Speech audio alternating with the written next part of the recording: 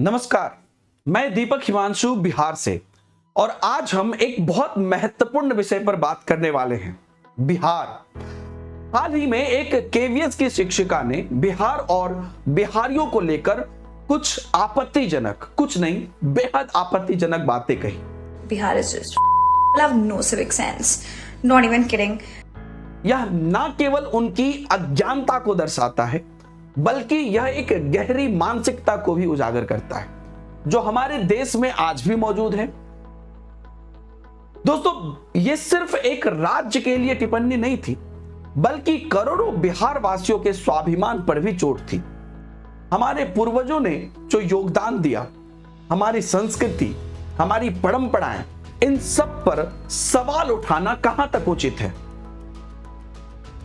दोस्तों, मैं एक लेखक और शिक्षक हूं और मेरा सौभाग्य है कि अब तक लगभग 10 लाख से भी ज्यादा शिक्षक अभ्यर्थियों को उनके शिक्षक बनने के सफर में मदद करने का मौका मिला, जिसमें केवीएस भी शामिल है।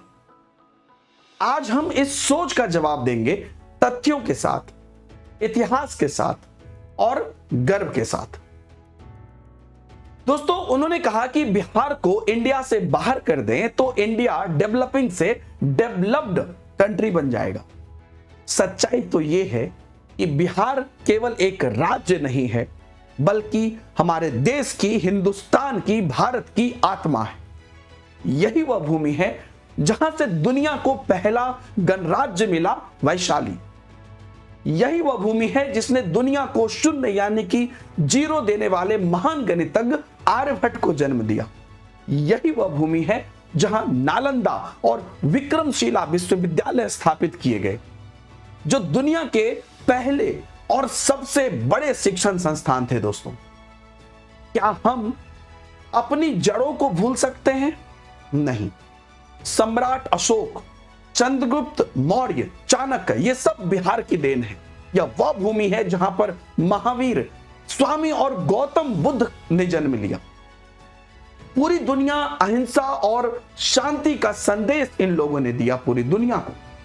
यही वह बिहार है जिसने पूरी मानवता को दिशा दी। बिहार सिर्फ इतिहास में नहीं बल्कि वर्तमान में भी भारत की पूरी प्रगति में बड़ी भूमिका निभा रहा है। भारत के पहले राष्ट्रपति डॉक्टर राजेंद्र प्रसाद बिहार से थे। जयप्रकाश नारायण, इन्होंने संपूर्ण क्रांति की शुरुआत की थी जिसने देश को एक नई दिशा दी थी। देश के सबसे ज्यादा आईएएस अधिकारी देने वाले राज्य में बिहार हमेशा अग्रणी रहा है। यह इस बात का प्रमाण है दोस्तों कि बिहार शिक्षा और ज्ञान का केंद्र है। बिहार कृषि का भी हब है। दुनिया का सबसे बड़ा मखाना उत्पादन यही होता है और उसमें भी मेरी जो डिस्ट्रिक्ट है पूर्णिया, उसका बड़ा रोल है। सबसे ज्यादा लीची और शहद का भी उत्पादन आपको बिहार में देखने को मिलेगा। इसमें लाखों किसानों को रोजगार भी मिलता है। पटना दुनिया का सबसे लंबा वाईफाई जोन है।